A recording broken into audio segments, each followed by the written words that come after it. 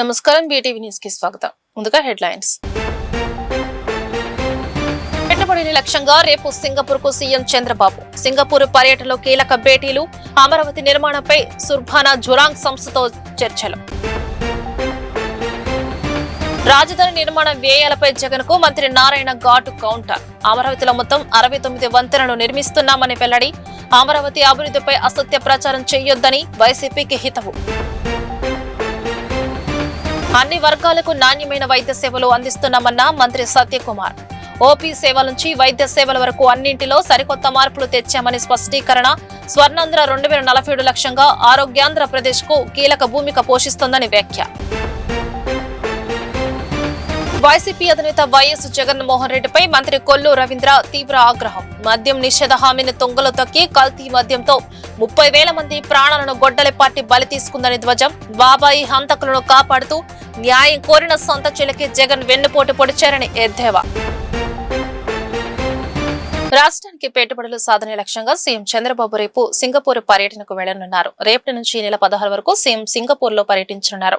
CM వెంట మంత్రి నారాయణ, ఇతర ఉన్నతాధికారులు వెళ్లనున్నారు. అక్కడి వివిధ సంస్థలు, ప్రభుత్వ ప్రతినిధులతో వరుస భేటీలు, సమావేశాలు జరపనున్నారు. రాష్ట్రంలో పెట్టుబడులకు అవకాశాలు, అమరావతి నిర్మాణ పురోగతిపై చర్చలు జరపనున్నారు. ముఖ్యమంత్రి చంద్రబాబు నాయుడు 2 రోజుల పాటు సింగపూర్ లో పర్యటించనున్నారు. రేపు ఉదయం 11:35 బెంగళూరు నుంచి సీఎం సింగపూర్ బయలుదేరి వెళ్లనున్నారు. సింగపూర్ చేరుకున్న అనంతరం 15వ తేదీన సింగపూర్ కాలమాన ప్రకారం ఉదయం 10:30 ఆ దేశంలోని భారత్ హై కమిషనర్ శిల్పక్ అంబులేతో మొదటిగా సీఎం సమావేశమవుతారు. పర్యటనలో తొలి రోజు స్టార్టప్ వెంచర్ క్యాపిటలిస్టులతో జరిగే రౌండ్ టేబుల్ కాన్ఫరెన్స్ కు సీఎం హాజరవుతారు. అనంతరం UN Habitat executive director Anaclaudia Rossbach తో విందు సమావేశంలో ముఖ్యమంత్రి పాల్గొంటారు. సింగపూర్ సీనియర్ మంత్రులు యోన్ లింగ్ తో సమావేశమవుతారు. తర్వాత గూగుల్ క్లౌడ్ ఏపీపీ అధ్యక్షుడు Karan Bajwa, GIC executive committee advisor Lim Siong Guan తో చర్చిస్తారు. Y C H logistics executive chairman Robert Yap తోనూ national university of Singapore president professor Tan Eng Chye తో భేటీ అవుతారు. సింగపూర్ ప్రధానమంత్రి లారెన్స్ వాంగ్ తోనూ పలు అంశాలపై చర్చిస్తారు. సింగపూర్ విదేశాంగ మంత్రి వివియన్ బాలకృష్ణన్ తోనూ భేటీ అవుతారు. ఏపీ రాజధాని అమరావతి నిర్మాణాలపై తప్పుడు ప్రచారం మానుకోవాలని ప్రతిపక్షాలకు మంత్రి నారాయణ సూచించారు. అమరావతిలో 69 వంతెనల నిర్మాణ పనులు వేగంగా కొనసాగుతున్నాయని మంత్రి నారాయణ తెలిపారు. వచ్చే ఏడాది నాటికి ఎక్కువ శాతం వంతెనల పనులు పూర్తి కానున్నాయని వివరించారు. అమరావతిలో మంత్రి నారాయణ ఈ రోజు పర్యటించారు. అమరావతిలో కొండవీటి వాగు, పాలవాగులపై నిర్మిస్తున్న వంతెన నిర్మాణ పనులను పరిశీలించారు. ఈ సందర్భంగా మంత్రి నారాయణ మాట్లాడారు.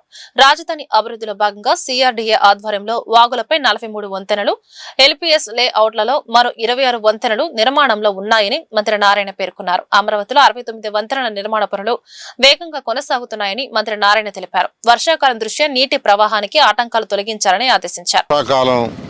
ఎంటర్ అయింది కాబట్టి అమరావతి క్యాపిటల్ సిటీలో ఎన్నో వర్క్స్ జరుగుతున్నాయి. ఇక్కడ Kondaveeti Vagu, Palavagu, gravity canal, 3 canals works కూడా జరుగుతున్నాయి. అయితే ఇక్కడ అమరావతి క్యాపిటల్ సిటీలో ఫర్ ఎవ్రీ 1 కిలోమీటర్కి ఈస్ట్ వెస్ట్ కానీ నార్త్ సౌత్ కానీ ఫర్ ఎవ్రీ 1 కిలోమీటర్కి ఒక ట్రంక్ రోడ్డు వర్క్ జరుగుతుంది. ట్రంక్ రోడ్డు అంటే దాని వెడల్పు 165 అడుగుల నుంచి 195 అడుగులు ఉంటుంది. కొన్ని ట్రంక్ రోడ్స్ 6 వరుసలు, కొన్ని ట్రంక్ రోడ్స్ 9 వరుసలు. అయితే ఈ east to west, north south తీసుకుంటే, ఈస్ట్ వెస్ట్ తీసుకుంటే దాదాపు 16 రోడ్లు ఉన్నాయి. నార్త్ సౌత్ 18 రోడ్లు ఉన్నాయి ట్రంక్ రోడ్స్. అదేవిధంగా లేఅవుట్స్ రోడ్స్. ఇవన్నీ కూడా ఈ యొక్క పాలవాగు, కొండవీటి వాగు మీద 69 బ్రిడ్జిలు కడుతున్నాం. ఎందుకంటే రోడ్డు స్ట్రైట్గా పోయేటప్పుడు ఎక్కడైతే పాలవాగు వస్తుందో అక్కడ బ్రిడ్జ్ కడుతున్నాం, కొండవీటి వాగు వస్తుందో బ్రిడ్జ్ కడుతున్నాం. సో మొత్తం 69 బ్రిడ్జిలు కడుతున్నాం. వర్షాకాలం వస్తుంది కాబట్టి, ఆల్మోస్ట్ వచ్చేసింది కాబట్టి ఈ బ్రిడ్జిలు కట్టేటప్పుడు అక్కడ బ్రిడ్జి కింద మట్టి, పోయినసారి వెస్టర్న్ బైపాస్ కింద కంప్లీట్గా వెంట్ల కింద మట్టి ఉండి బ్లాక్ అయ్యి వాటర్ రివర్స్ అయిపోయింది. అటువంటి పరిస్థితి రాకుండా ఉండటానికి వెస్టర్న్ బైపాస్కి పోయే దాని మీద ఏదైతే కొండవీటి వాగు, పాలవాగు మీద పోతుందో వాటి యొక్క మట్టి దాదాపు క్లీన్ చేశారు. అదేవిధంగా 69 ఎక్కడైతే బ్రిడ్జెస్ జరుగుతున్నాయో అక్కడ డైవర్ట్ చేయమన్నాం. ఎక్కడైతే బ్రిడ్జి వర్క్ జరుగుతుందో అక్కడ డైవర్ట్ చేయమని అది కూడా అధికారులు చేపట్టారు. ఏది ఏమైనా ఇంకొక సీజన్ ఇంకొక వర్షాకాలం సీజన్ మనకు ఈ ఇబ్బంది ఉంటుంది. ఒక్క వర్షాకాలం సీజన్, ఈ సీజన్ అయిపోతే నెక్స్ట్ సీజన్ వచ్చేటప్పటికి అన్ని బ్రిడ్జిలు అయిపోతాయి, వెంట్స్ క్లియర్ అవుతాయి. వెంట్స్ క్లియర్ అయినప్పుడు వాటర్ ఫ్రీగా ఫ్లో అవుతుంది. అందుకని ఈసారి వరకు అధికారులందరికీ ఇన్స్ట్రక్షన్స్ ఇచ్చాం. దాని మీద జాగ్రత్త తీసుకొని వీలైనంత వరకు అవసరమైతే ఈ బ్రిడ్జెస్ వర్క్ని స్లో చేయండి. ఈ వర్షాకాలం ఈ 4 నెలలు, ఎందుకంటే ఎక్కడైతే బ్రిడ్జి కడుతున్నారో దానికి ముందు కట్టేసుకుంటున్నారు. ఇప్పుడు ఇక్కడ చూడండి, దాని మీద ఒక పెద్ద కట్టేశారు. ఎందుకంటే ఈ బ్రిడ్జ్ కట్టేటప్పుడు ఆ వచ్చే వాటర్ దీనికి అబ్స్ట్రక్షన్ అవుతుందని. అలా 69 బ్రిడ్జిల మీద ఇదే విధంగా కట్టలేశారు. అయితే ఆ కట్టలను తొలగించకుండా డైవర్షన్ పెట్టారు. డైవర్షన్ పెట్టినప్పుడు ఒక 8 అడుగులు 9 అడుగులు 10 పెట్టారు. అన్ని ప్రాంతాల్లో అభివృద్ధి, అన్ని వర్గాలకు సంక్షేమ పథకాలను కూటమి ప్రభుత్వం అందిస్తుందని మంత్రి సత్యకుమార్ వెల్లడించారు. శనివారం మీడియాతో మాట్లాడుతూ నిన్న తిరుపతిలో జరిగిన బహిరంగ సభలో ఇదే విషయాన్ని CM Chandrababu, deputy CM Pawan Kalyan చెప్పారన్నారు. 2 ఏళ్లలో ఆరోగ్య శాఖ పరంగా చేసిన అభివృద్ధి ప్రణాళికలను ప్రజలకు చెబుతున్నామని తెలిపారు. అన్ని వర్గాలకు నాణ్యమైన వైద్య సేవలు అందేలా కూటమి ప్రభుత్వం చర్యలు తీసుకుంటుందని తెలిపారు. ఓపీ సేవల నుంచి వైద్య సేవల వరకు అన్నిటిలో సరికొత్త మార్పులు తెచ్చామని తెలిపారు. ఎవరు ఆసుపత్రికి వచ్చినా ఆ రికార్డును డిజిటల్ చేశామన్నారు. 2 ఏళ్లలో హెల్త్ సెక్టార్లలో గణనీయమైన మార్పులు తెచ్చామని మంత్రి తెలిపారు. మీ అందరికీ తెలిసిన విషయమే, నిన్నటికి ఈ రాష్ట్రంలో గౌరవ ముఖ్యమంత్రి చంద్రబాబు నాయుడు గారి నాయకత్వంలో, ఉప ముఖ్యమంత్రి పవన్ కళ్యాణ్ గారి నాయకత్వంలో కూటమి ప్రభుత్వం ఏర్పాటయ్యి 2 సంవత్సరాలైంది. ఏ రాజకీయ పార్టీకైనా, ప్రభుత్వానికైనా, అధికార యంత్రాంగాలకైనా తాము అధికారంలో ఉన్నప్పుడు ఏం చేశామనే విషయాన్ని తమల్ని ఆశీర్వదించి ఆ స్థానంలో కూర్చోబెట్టిన ప్రజలకి చెప్పాల్సిన బాధ్యత ఉంటుంది. ఒక బాధ్యతాయుతమైన కూటమిగా ఈ 2 సంవత్సరాల్లో 2 ఏళ్ల నమ్మకం, అభివృద్ధి, సంక్షేమం పేరుతో నేను తిరుపతిలో కార్యక్రమం చేసి ఏ రకంగా ప్రజలు విశ్వాసం ప్రకటించారు, అటువంటి థంపింగ్ మెజారిటీతో గెలిపించారు. వచ్చిన తర్వాత అన్ని ప్రాంతాలకి అభివృద్ధి వికేంద్రీకరణకు నిజమైన నిర్వచనం చెప్తూ అభివృద్ధి కార్యక్రమాల్ని ప్రభుత్వం చేపట్టింది. అన్ని వర్గాలకి సంక్షేమ పథకాల లబ్ధిని చేకూర్చిందన్న విషయం నిన్న తిరుపతి సభలో ప్రసంగించిన ముఖ్యమంత్రి గారు కానీ, ఉప ముఖ్యమంత్రి గారు కానీ, లేదా లోకేష్ గారు కానీ చెప్పడం జరిగింది. అదేవిధంగా ఆరోగ్య మంత్రిత్వ శాఖకు సంబంధించి 2 సంవత్సరాల్లో ఏం చేశామనేది ఒక నివేదికని ఇవాళ మీడియా మాధ్యమంగా ప్రజలకు చేరాల్సిన బాధ్యత మంత్రిగా నా పైన కూడా ఉంది. గత సంవత్సరం చేసినప్పుడు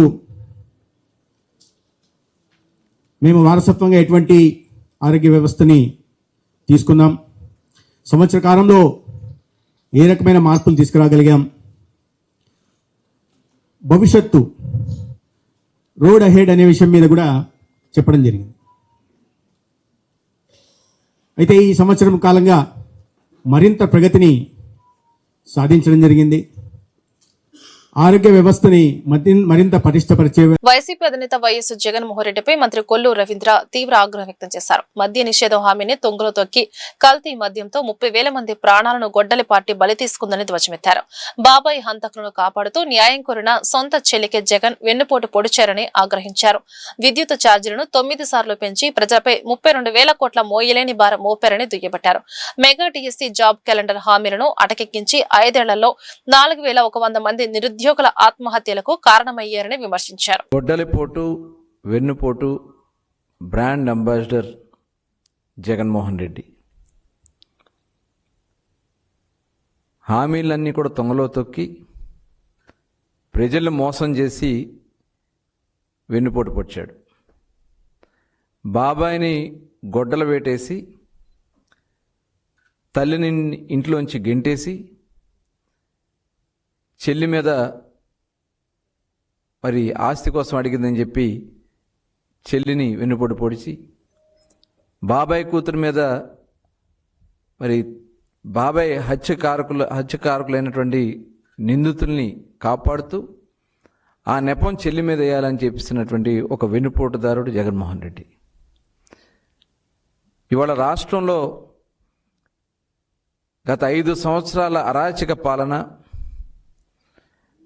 ప్రజలకు చేసినటువంటి మోసం, జగన్ లాంటి వెన్నుపోటుదారుడు ఈ రాష్ట్రంలో ఉండడానికి పనికిరాడని చెప్పి 2024 ఎన్నికల్లో ప్రజలు కూటమి ప్రభుత్వాన్ని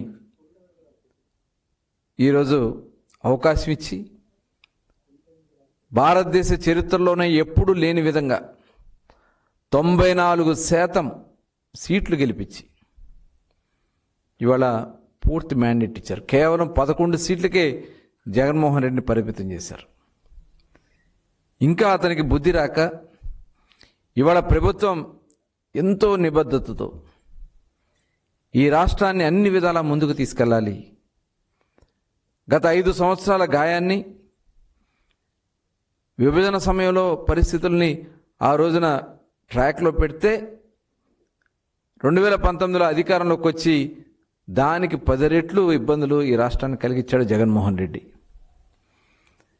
ఇవాళ గౌరవ ముఖ్యమంత్రి చంద్రబాబు నాయుడు గారు, ఉప ముఖ్యమంత్రి వర్యులు పవన్ కళ్యాణ్ గారు, యువ నాయకుడు నారా లోకేష్ గారు, ప్రభుత్వ యంత్రాంగం అందరి సహకారంతో ఇవాళ ఇచ్చిన ప్రతి హామీని కూడా నిలబెట్టుకునే విధంగా ఒక పక్క అభివృద్ధి, మరో పక్క సంక్షేమం, ఈ రాష్ట్రంలో ఉన్నటువంటి ప్రజలకి అగ్రిగోల్డ్ సంస్థ డైరెక్టర్ల దుర్బుద్ధి వల్లే సుమారు 32 లక్షల మంది కస్టమర్లను 7,000 కోట్లకు ముంచి బోర్డు తిప్పేసిందని సిపిఐ నేత ముప్పాళ్ల నాగేశ్వరరావు విమర్శించారు.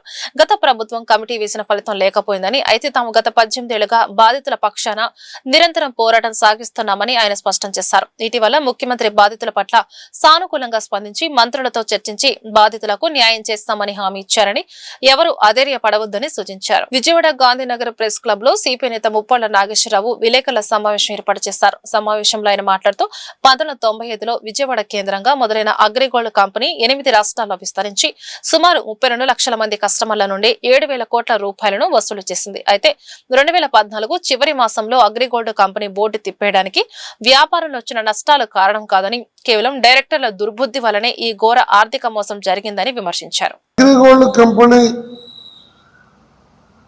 1995లో విజయవాడ కేంద్రంగా పెట్టి 8 రాష్ట్రాలలో 32 లక్షల మంది పేదలు, మధ్యతరగతి, రిటైర్డ్ ఉద్యోగుల నుండి 7,000 కోట్లు పైచిలకు వసూలు చేసి 2014 చివరి మాసాల్లో బోర్డు తిప్పేసింది.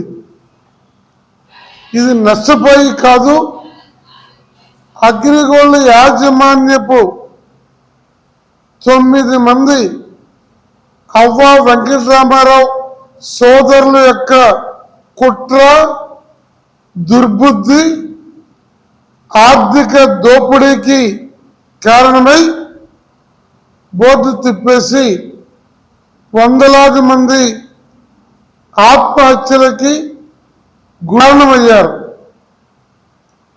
2015 జనవరి 4న వారి కేంద్ర కార్యాలయం విజయవాడ నుండి వాళ్ళ ఇళ్లలో నుండి సకల రికార్డుల్ని పోలీస్ డిపార్ట్మెంటు స్వాధీనం చేసుకుంది. ఆ తర్వాత సిఐడికి ఈ కేసు అప్పగించారు.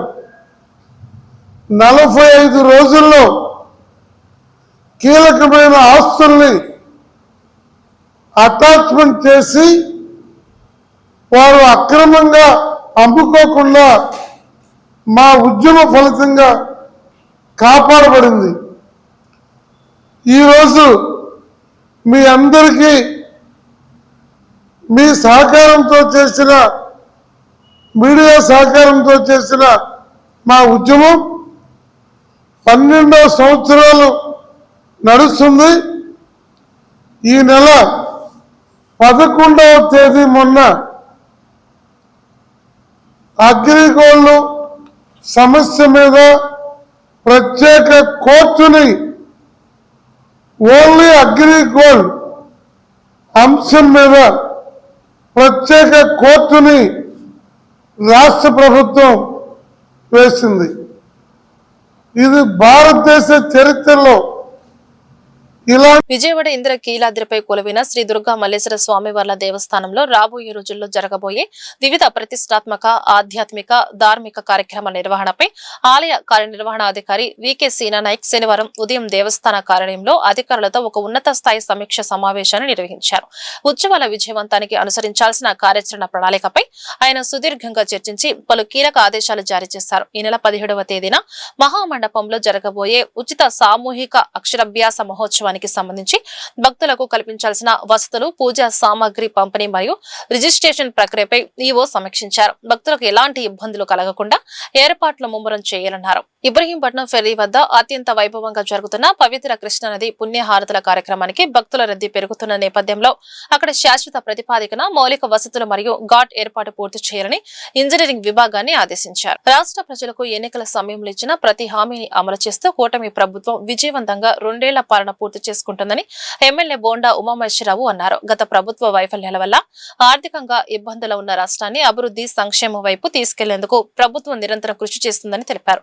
గత ప్రభుత్వ పాలనలో రాష్ట్రం భారీ అప్పుల భారంలో కూరుకుపోయిందని, అనేక రంగాల్లో వైఫల్యాలు చోటు చేసుకున్నాయని విమర్శలు గుప్పించారు. సింగ్ నగర్ లోని పెట్రోల్ నియోజకవర్గ శాసనసభ్యులు వారి కార్యాలయం నందు ప్రభుత్వ విప్ సెంట్రల్ నియోజకవర్గ శాసనసభ్యులు బోండా ఉమామహేశ్వరరావు విలేకరుల సమావేశం నిర్వహించడం జరిగింది.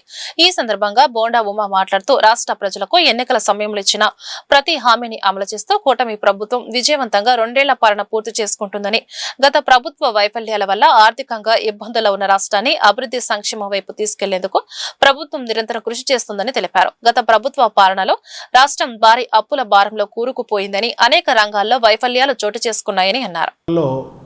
ఇచ్చిన ప్రతి హామీని నెరవేర్చుకుంటూ ముందుకెళ్తా ఉంటే వైఎస్ఆర్ కాంగ్రెస్ పార్టీ తన ఉనికి కోసం రాజకీయంగా మరుగున పడిపోయినటువంటి పరిస్థితుల్లో తన ఉనికిని కాపాడుకోవటం కోసం, ప్రజల్ని మభ్యపెడటం కోసం వెన్నుపోటని, ప్రజలకు ఏమీ చేయలేదని నిన్న ధర్నాలు చేయటం అనేది హాస్యాస్పదం. మేము అడుగుతూ ఉన్నాం, మీరు 2019లో అధికారంలోకి వచ్చే ముందు ఏం చెప్పారు? 200 రూపాయలు ఉన్న పింఛన్ని మేము 2019 చివరి నాటికి 2000 రూపాయలు చేశాం. 2000 ఉన్న పింఛన్ని అధికారంలో రాగానే 3000 చేస్తామని చెప్పినటువంటి మీరు అధికారంలోకి వచ్చినాక 5 సంవత్సరాల పాటు 1000 రూపాయలు పింఛను పెంచడానికి 250 రూపాయల చొప్పున 5 సంవత్సరాలు పట్టింది. అమ్మఒడి పేరు మీద ఎంతమంది పిల్లలు ఉంటే అంతమందికి డబ్బులు ఇస్తా అన్నటువంటి వైసీపీ అమ్మఒడిని అర్ధఒడి చేసి తల్లికి ఎంతమంది పిల్లలు ఉన్నా ఒక బిడ్డకే అమ్మఒడి ఇచ్చింది నిజం కాదా? మీరు ఎంతమంది పిల్లలు ఉంటే అంతమందికి ఇస్తా అన్నది నిజం కాదా? మరి ఎవరు మోసం చేశారు? మీరు ప్రజల్ని హామీలు ఇచ్చి వంచారు కాబట్టే 153 సీట్ల నుంచి 11 సీట్లకు పడిపోయారు. ఎందుకు ఈ తీర్పు వచ్చింది? ఎప్పుడన్నా ఇలాంటి తీర్పు వచ్చిందా రాష్ట్ర చరిత్రలో? ఇవాళ మాకు 164 సీట్లు వచ్చినాయి, మీకు 11 సీట్లు వచ్చినాయి. 5 సంవత్సరాలు తిరుగులేని మెజారిటీతో మీకు అధికారం ఇస్తే రాష్ట్రాన్ని అప్పుల పాలు చేసి మద్యం విపరీతమైనటువంటి కల్తీ మద్యాన్ని అమ్మి 30,000 మంది ప్రాణాలు వైఎస్ఆర్ కాంగ్రెస్. పశ్చిమ నియోజకవర్గం ఎమ్మెల్యే సుజనా చౌదరి సేవాగుణంతో ఖరీదైన వైద్యం మందులను ప్రజలకు ఉచితంగా అందించేలా సుజనా ఫౌండేషన్ ద్వారా ఉచిత వైద్య శిబిరం నిర్వహిస్తున్నారని మాజీ కార్పొరేటర్ క్లస్టర్ ఇన్ఛార్జ్ యోదుపాటి రామయ్య తెలిపారు.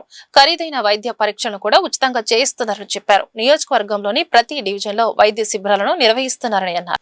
పశ్చిమ నియోజకవర్గం ఎమ్మెల్యే సుజనా చౌదరి ఆధ్వర్యంలో పశ్చిమ నియోజకవర్గం భవానీపురం హెచ్బీ కాలనీలోని కరెంట్ ఆఫీస్ వద్ద ప్రజల కోసం ఉచిత మెడికల్ క్యాంపును నిర్వహించారు. ఈ మెడికల్ క్యాంప్ లో జనరల్ ఫిజిషియన్, కంటి పరీక్షలు, దంత పరీక్షలు, ఈసీజీ, ఎక్స్రే, ఫిజియోథెరపీ, స్కానింగ్ వంటి వైద్య సేవలను ఉచితంగా అందించారు. స్థానిక ప్రజల శిబిరంలో పాల్గొని వైద్య పరీక్షలు చేయించుకున్నారు. అవసరమైన వారికి ఉచితంగా మందులు అందజేస్తారు. పరిధిలో ఉన్నటువంటి పట్టణ ప్రాథమిక ఆరోగ్య కేంద్రం అంటే పిహెచ్ ప్రైమరీ హాస్పిటల్ దగ్గర ఈరోజు సుజనా ట్రస్ట్ ద్వారా సుజనా చౌదరి గారి ఆధ్వర్యంలో ఈ మెడికల్ క్యాంప్ నిర్వహిస్తున్నారు. ప్రతి శని ఆదివారాలలో మా పశ్చిమ నియోజకవర్గంలో పేద ప్రజలు ఉన్న ప్రాంతాలలో ఈ మెడికల్ క్యాంప్ నిర్వహిస్తుంటారు. ఈ మెడికల్ క్యాంప్ నందు డెంటల్ కానీ, కంటికి సంబంధించిన వ్యాధులు కానీ, అదేవిధంగా లేడీస్ సంబంధించింది కానీ, జెంట్స్ కానీ, వీళ్ళందరూ కూడా ఏదైతే ప్రైవేట్ హాస్పిటల్లో చేస్తున్నటువంటి సుమారు 20 నుంచి 30,000 రూపాయలు అయ్యే ఖర్చులన్నీ కూడా అంత ఖర్చు అయ్యే ఇక్కడ స్కాన్ కానీ, ఎక్స్రేలు కానీ, అదేవిధంగా మిగతా అన్నీ కూడా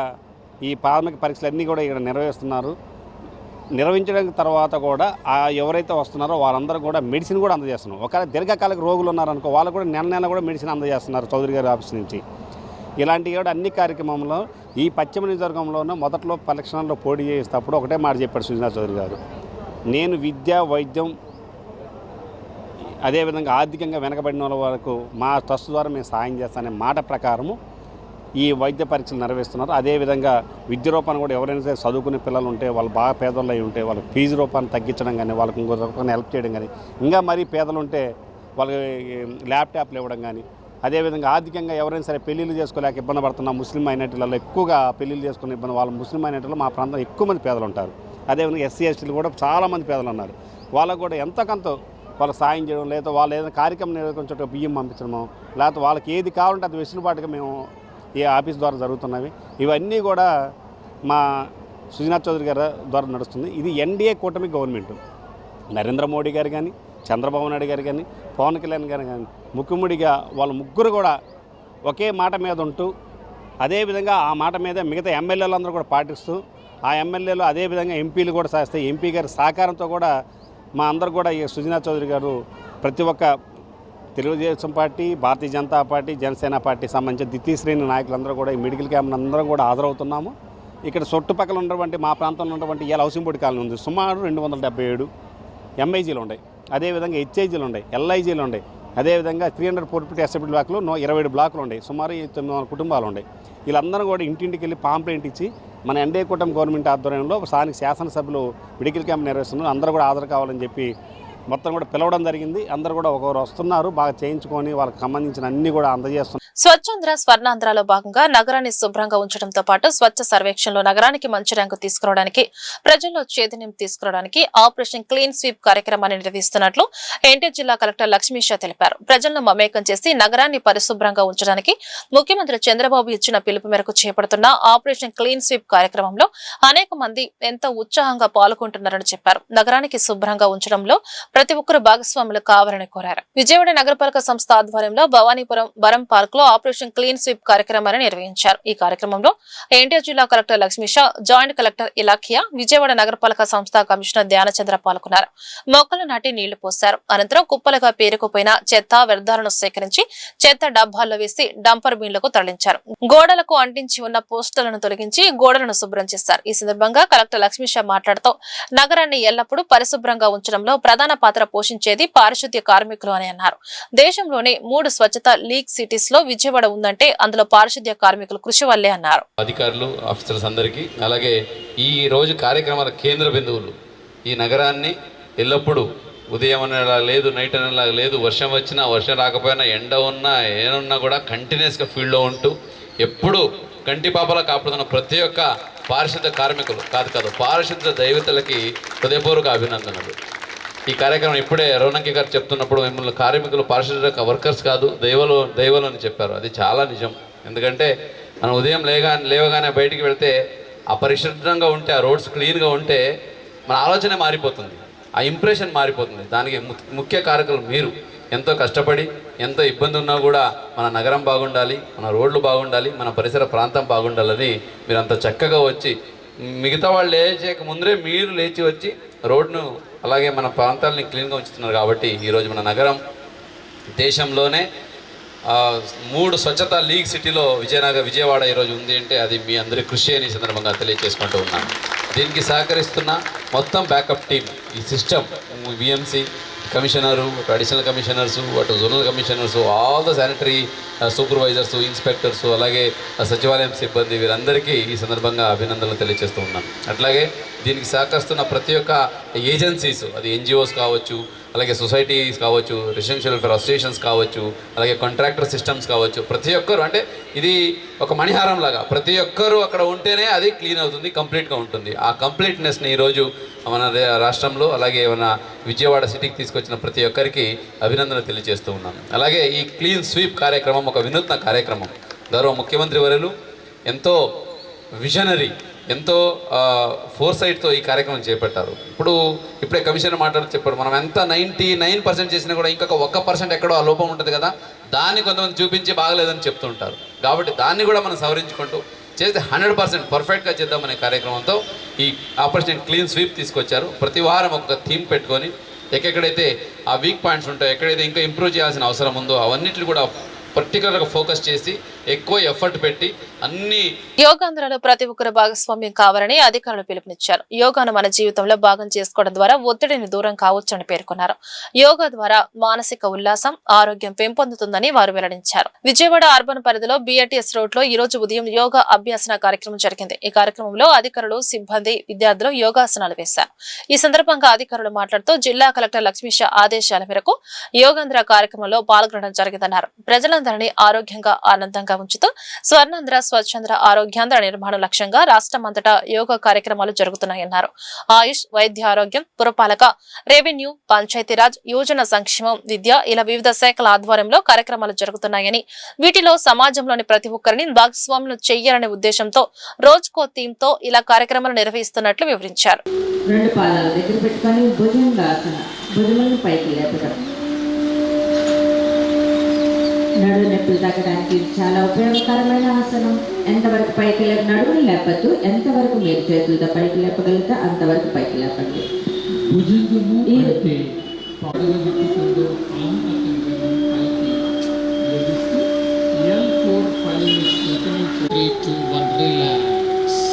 చిన్నగా ఎంతకు వచ్చి మకరాసన స్థితికి మరలా కూర్చున్న వాళ్ళు చేయొచ్చు, లేపగలిగితే అంతవరకు పూర్తిగా కాళ్ళు మొత్తం కూడా పైకి లేపడానికి ప్రయత్నించండి. శలభము అంటే మిడత. వార్తలు ముగించే ముందు హెడ్లైన్స్ మరొకసారి. పెట్టుబడిని లక్ష్యంగా రేపు సింగపూర్ కు సీఎం చంద్రబాబు. సింగపూర్ పర్యటనలో కీలక భేటీలు. అమరావతి నిర్మాణంపై సుర్భానా జురాంగ్ సంస్థతో చర్చలు. రాజధాని నిర్మాణ వ్యయాలపై జగన్ కు మంత్రి నారాయణ ఘాటు కౌంటర్. అమరావతిలో మొత్తం 69 వంతెనలు నిర్మిస్తున్నామని వెల్లడి. అమరావతి అభివృద్ధిపై అసత్య ప్రచారం చేయొద్దని వైసీపీకి హితవు. అన్ని వర్గాలకు నాణ్యమైన వైద్య సేవలు అందిస్తున్నామన్న మంత్రి సత్యకుమార్. ఓపీ సేవల నుంచి వైద్య సేవల వరకు అన్నింటిలో సరికొత్త మార్పులు తెచ్చామని స్పష్టీకరణ. స్వర్ణాంధ్ర 2047 లక్ష్యంగా ఆరోగ్యాంధ్రప్రదేశ్ కు కీలక భూమిక పోషిస్తోందని వ్యాఖ్య.